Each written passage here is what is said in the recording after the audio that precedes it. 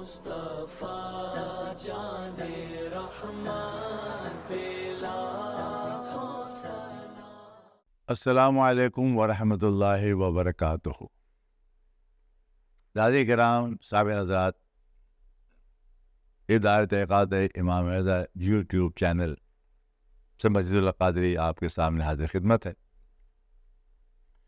یہ ربیع النور کا مہینہ ہے، ربیع الاول کا مہینہ ہے اور عید میلاد النبی کا مہینہ ہے۔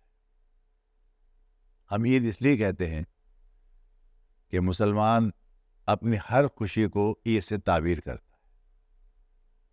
یہ موضوع نہیں ہے غیر گفتگو کا، تو مجھے گفتگو صدی کرنی ہے کہ نبی کریم صلی اللہ علیہ وسلم پر جو ہم اور آپ درود پڑھتے ہیں، آیا وہ خود درود سنتے ہیں یا نہیں، اس پر تھوڑی سی گفتگو کروں۔ اور ایک دو ایسے واقعات جو اس بات کی شہادت دیتے ہیں کہ نبی کے وسلم اپنے ہر امتی کے درود پڑھنے کو، ان کے درود پڑھنے کی عادتوں کو بھی جانتے۔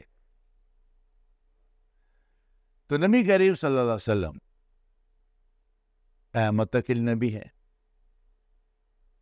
ایک آن کے لیے موت آپ کو آئی اور اس کے بعد اللہ تعالیٰ پھر آپ کو زندگی عطا فرما دی، اور فرماتے ہیں کہ تمام انبیاء اپنی قبروں میں حیات ہیں اور رزق پاتے ہیں اور نمازیں ادا کرتے۔ یہ حدیث کے الفاظ، یہ موضوع نہیں تھے، میں تفصیل میں نہیں جاؤں گا، صرف بتا رہا ہوں کہ اس سینیریو میں لا کر آپ کو لے کر آ رہا ہوں کہ ہمارے نبی کریم صلی اللہ علیہ وسلم ہمیں کیسا سنتے۔ جب یہ بات طے ہے، یا ذہن میں رکھیے کہ نبی کے وسلم قیامت تک کے لیے میرے اور آپ کے نبی ہیں، لا الہ الا اللہ محمد رسول اللہ کانا محمد صلی اللہ علیہ وسلم نہیں پڑھتے کہ وہ تھے، ہے۔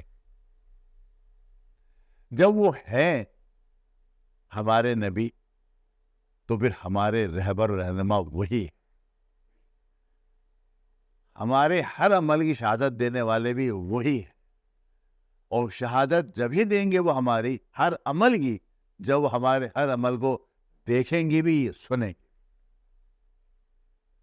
یہاں اتنا اور بتا دو کہ وہ حدیثیں بھی آپ نے سنی ہوگی، نبی صلی اللہ علیہ وسلم فرماتے ہیں کہ اللہ نے فرشتہ مقرر کیا ہے اور جو دنیا میں جہاں ضرورت پڑتا ہے مجھے بھیج دیتا ہے، یا مجھے پہنچا دیتا ہے، یا مجھے بتاتے ہیں۔ یہ حدیث بھی حق ہے۔ تو یہ بھی حدیث حق ہے نا کہ میں اپنے درود پڑھنے والوں کو سنتا اور دیکھتا ہوں، یہ بھی حدیث ہے۔ اب چند ایسے واقعات گزر کر، نہیں میں سارے واقعات ہیں یہاں تو بیان نہیں کروں گا، سارے واقعات آپ نے سنے بھی ہوں گے۔ امام بصیر کے واقعات تو بہت معروف ہے نا۔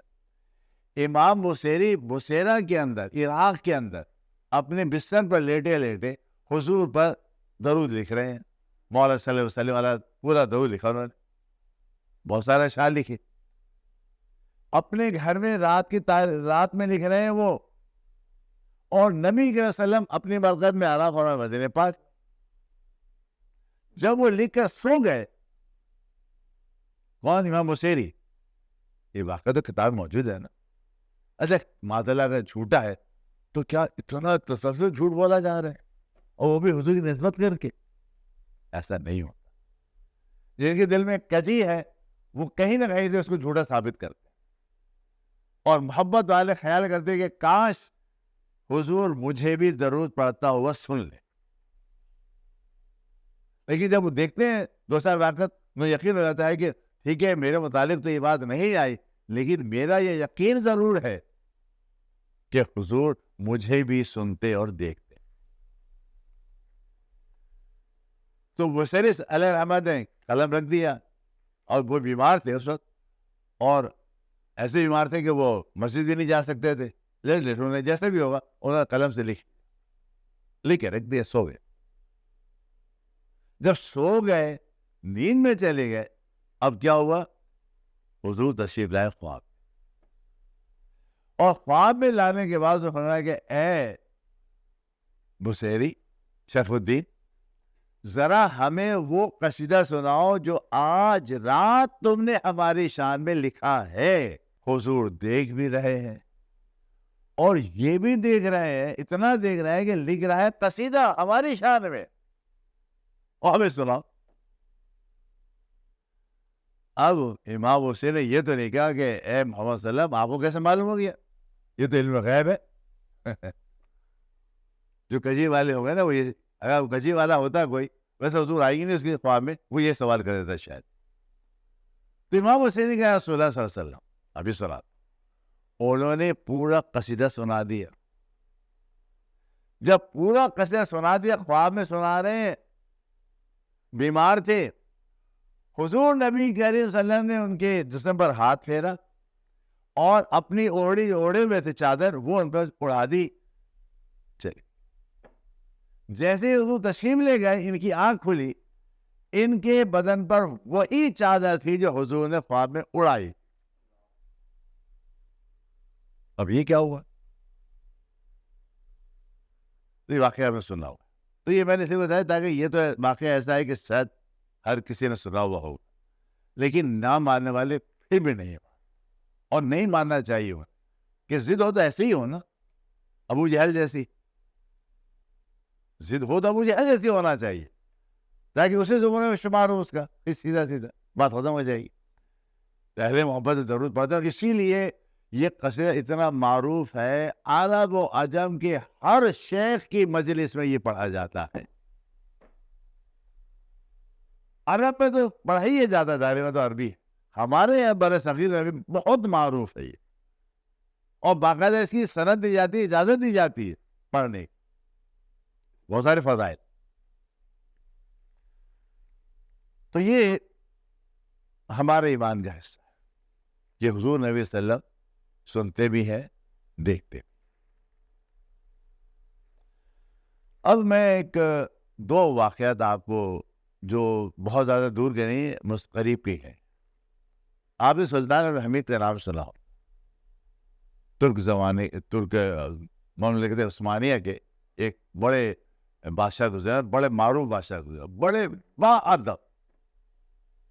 یہ وہی ہیں جنہوں نے مدینہ پاک کے اندر جو پرانا حرم ہے بنوایا، جو اندر کا پرانا حرم ہے لال رنگ کا، باقی جو بعد میں سب بنا ہے، جو اندر کا حرم ہے ریاض الجنہ سمیت، آپ کا جو یہاں پہ آپ اصحاب صفہ ہے، پیچھے کی جگہ قدمین کی جگہ ہے، پھر تھوڑی ادھر سے باب صدیق کی جگہ ہے، یہ سارا جو ہے نا پرانے مسجد نبوی سمجھ لیا، یہ سلطان الحمید نے بنوائے تھے.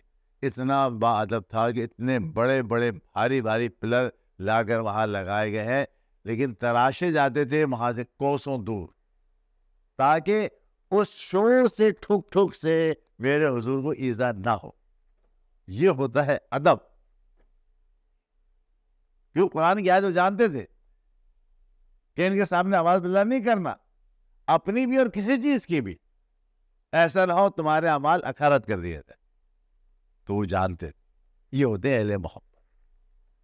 انہوں نے ریلوے کھڑی کی، ریلوے چلائی ترکی سے لے کر وہاں تک، لیکن مدینہ پاک سے 2 کلومیٹر دور اسٹیشن بنایا تاکہ اس کی پوپوں کی آواز جو اس زمانے میں ظاہر بات ہے کہ وہ انجن ہوتے تھے گیس اس کے کوئلے کے، بڑے آواز دیتے تھے، تو وہ آواز وہاں تک نہ آئے. یہ تھا ان کا ادب. ان کو کہتے ہیں بات، حالانکہ بادشاہ.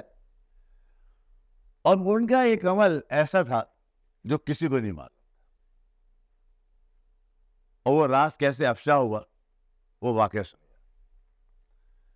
وہ یہ کہ ایک موقع پر وہ اپنے مسند پہ بیٹھے ہوئے تھے، کسی نے باہر سے آ کر کہا کہ ایک شخص آیا ہے، وہ کہہ رہا ہے کہ سلطان الحمید میرا مقروض ہے، مجھے اسے قرض چاہیے. تو کیا میں اس کو اجازت دوں دکھانے کی، یا آپ نے کسی سے قرض لیا ہے؟ اب جب اس نے خادم نے آ کے یہ بتایا، ایک وزیر بھی کھڑا ہوا تھا، جب یہ کہا کہ مقروض ہے، تو سوچنے لگے کہ بھائی میں نے کس سے قرض لیا ہے. پھر دل میں کیا خیال ہے کہ اچھا اس کو بلا تو لو، معلوم تو کریں بھائی ہم نے روزہ میں نے قرضے میں بھول گیا ہوں. خیر وہ آدمی جو ہے اندر آئے اور اس نے آپ سے بعدم کہا کہ اے سلطان آپ میرے مقروض ہیں. کس سے مقروض مجھے بتا دو.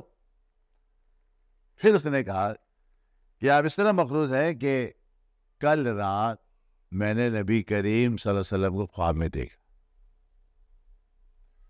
اور میں بہت زیادہ مقروض ہو چکا تھا اور کوئی سبب نہیں بنا تھا کہ میں قرضے کو ادا کر سکوں. میں نے نبی صلی اللہ علیہ وسلم کی حضور جیسا تقاضا پیش کیا, رسول اللہ کوئی اسباب بنا دیجیے تاکہ میں قرضہ ادا کر سکوں. تو رات کو نبی صلی اللہ علیہ وسلم خواب میں تشریف لائے اور فرمایا کہ جاؤ عبد الحمید کے پاس, سلطان عبد الحمید کے پاس, اس کو ہمارا سلام کہنا اور کہنا کہ تم اس کا قرضہ اتار. اب مقروض یوں تھے وہ, سمجھا؟ تو اس نے کہا کہ کتنا قرضہ ہے؟ اس نے اتنا قرضہ ہے.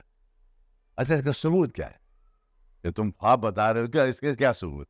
اب ثبوت سنیے آپ. اس نے کیا ہے؟ اس نے کہا ثبوت یہ ہے کہ نبی کریم صلی اللہ علیہ وسلم مجھ سے کہا کہ جا کے سلطان حمید سے کہنا کہ تم کل رات جو ہمیشہ درود پڑھتے ہو رات پر میرے لیے, کل رات تم درود پڑھنا بھول گئے. یہ جا کے کہنا, یہ ثبوت کے دو. اب یہ ثبوت جب منہ سے نکلا, عبد الحمید اس کو دیکھنے لگا اور وزیر کو دیکھ رہا تھا, یہ معاملہ کیا ہے؟ عبد الحمید بیٹھ کے خاموشی. جب ثبوت تو خود وہ جانتے تھے نا, اب راز کھلا نا, یا تو عبد الحمید جانتے تھے میں درود پڑھتا ہوں, یا پھر وہ شخص جانتا تھا کہ حضور نے فرمایا کہ درود پڑھتے. اب سلطان حمید نے کہا کہ دوبارہ کہو کہ میرے رسول نے کیا فرمایا. ان سے پھر دوبارہ خواب ریپیٹ کیا, فرمایا کہ نبی صلی اللہ علیہ وسلم نے فرمایا مجھ سے کہ جاؤ سلطان حمید سے کہو کہ تمہارا قرض اتار. انہوں نے اپنے دراز کھولی, اشرفی کی تھیلی نکالی, اس کو دے دی. کہا دوبارہ بتاؤ حضور نے کیا فرمایا. اس نے پھر کہا کہ نبی کریم صلی اللہ علیہ وسلم فرمایا میں جاؤ میرے حمید. جب میرے حمید سے نے کہا رک جاؤ, یعنی اپنا نام وہ بار بار سننا چاہ رہے تھے, حضور کے زبان پر آ رہا تھا اس شخص کے ذریعے. تو روک دیا, اشرفی نکالی پھر دے دی, تیسری نکالی وہ دے دی, چوتھی نکالی دے دی. جب چوتھی نکال کے دے دی تو وزیر جو کھڑا تھا اس نے کہا اس شخص سے کہ بھائی جتنا تمہیں مل گیا اس سے تمہارا قرض ادا ہو جائے گا. اس نے کہا ہو جائے گا, جب ہو جائے گا تم جاؤ. وہ چلا گیا وہ شخص. اب وزیر نے پوچھا کہ یہ معاملہ کیا ہے, تو سلطان حمید نے فرمایا کہ بات اس نے سچ کہی, بلکہ وزیر نے کہا کہ مجھے لگ رہا تھا کہ آپ سارا خزانہ اس کو دے دیں گے. فرمایا سلطان حمید نے کہ خزانہ اگر مجھ سے مملکت مانگتا میں اس کو بھی دے دیتا. وہ اس لیے کہ زبان مصطفیٰ پر میرا نام آ رہا ہے بار بار کہ جاؤ سلطان حمید سے کہہ دو, جاؤ سلطان حمید سے کہہ دو. یہ لذت میں ہی جانتا ہوں نا. تو فرمایا کہ ہاں اس شخص نے بالکل بات سچ کہی. تم نہیں جانتے ہو کہ میں کتنا مصروف رہتا ہوں. کل میں اتنا تھک گیا تھا کام کرتے کرتے کہ کام کرتے کرتے مجھے نیند آئی اور درود میں نہیں پڑھ. تو میرے دوستو, حضور ہر ایک کو جانتے ہیں کہ جو وہ درود پڑھتا ہے دن میں, رات میں, صبح میں, شام میں, کون سا پڑھتا ہے, کتنا پڑھتا ہے, سب جانتے ہو. تو آپ بھی درود کو اپنا وظیفہ بنائیے. جو وظیفہ پڑھتے پڑھے, لیکن درود سے بڑا کوئی اور وظیفہ نہیں ہو سکتا. اسی لیے حضور نے کسی صحابی سے فرمایا تھا جتنا درود پڑھو گے وہ تمہاری کفالت کرے گا, تمہیں تمام غموں سے بچا لے گا. تو سلطان حمید, اور ایسے کئی واقعات ہیں, امام غزالی کا بھی واقعہ ہے اس حوالے سے, ایک دو اور بادشاہوں کے واقعہ ہے ایسے ہیں درود کے حوالے سے. ایک واقعہ اور بتاتا چلوں, اور وہ ہے امام احمد رحمۃ اللہ علیہ کے وہ بات ہے آل رسول سے, اور آل رسول کے جو دادا تھے حضرت حمزہ رضی اللہ عنہ, ان کا واقعہ وہ بڑے اچھا. ان کے دادا کے جو دادا تھے برکت اللہ صاحب علیہ, وہ بھی ایسے اللہ کے ولی تھے کہ انہوں نے جاگتے ہوئے کئی مرتبہ حضور کی زیارت کی ہے, اور سب کا صدر درود کی وجہ سے. تو شاہ رحمۃ اللہ علیہ نے زیارت کی تھی جاگتے ہوئے. حضرت حمزہ جو ان کے پوتے ہیں ان کا واقعہ سن, وہ بھی بہت بڑے عالم, اتنے بڑے عالم کہ 11 سال کی عمر میں فارغ التحصیل ہو گئے تھے, عالم دین بن گئے تھے 11 سال کی عمر. تو سوچیے پھر کیسا علم ہوگا ان کا، پھر کیسا، اور پھر تقویٰ. فرماتے ہیں 10 سال کی عمر سے تہجد میں نے شروع کیا، پھر میں نے تہجد کبھی چھوڑی نہیں. بلوغت سے پہلے تہجد گزار، بلوغت سے پہلے عالم دین، پھر کیا شان ہو. خیر، وہ اپنا واقعہ میں فرماتے ہیں کہ ایک پشاوری بزرگ میرے پاس آئے اور ان کے ہاتھ میں ایک پرچہ تھا جس میں کچھ درود لکھا ہوا تھا. مجھ سے کہا کہ اس کو آپ پڑھیے گا، پڑھتے رہیے گا، انشاءاللہ آپ کو اس کے برکتیں ملے گی. خیر وہ پرچہ دے کے چلے گئے، بزرگ اپنی جگہ چلے گئے. انہوں نے وہ پرچہ رکھ دیا کہ چلو میں دیکھ لوں گا، بعد میں پڑھ لوں گا. وہ تاکید نہیں کی تھی ابھی پڑھنا، لیکن انہوں نے سوچا کہ بعد میں پڑھ لوں گا. وہ انہوں نے پرچہ رکھ دیا. جب پرچہ رکھ دیا اسی رات کی بات، آپ سو گئے. جب سوئے تو خواب میں حضور تشریف لائے. اے حمزہ، وہ جو شخص تمہیں درود پڑھ گیا دے گیا تھا، تم نے اس کو اب تک پڑھا نہیں. ارے ان کے آنکھ کھل گئے، مطلب چونک کر کھڑے ہو گئے. فوراً جا کے وضو کیا اور اس کے بعد درود پڑھنا شروع جو پرچے میں لکھا ہوا. فرماتے ہیں میں پڑھتا رہا یہاں تک کہ میں نے جاگتے ہوئے حضور کی زیارت. اب آپ بتائیے کون دیکھے گیا، کب دیکھے گیا، کیسے دیکھے گیا، کون بھول گیا، اور حضور نے آ کے یاد دلایا، خواب سے جگایا، درود پڑھایا اور ابھی زیارت کروائی. یہ ہے درود کی اہمیت. اللہم صلی علی سیدنا مولانا محمد معدن الجود والکرم وآلہ واصحابہ بارک وسلم علیہ. صلاۃ و سلام علیک یا سیدی یا رسول اللہ وعلی آلک واصحابک یا حبیب اللہ.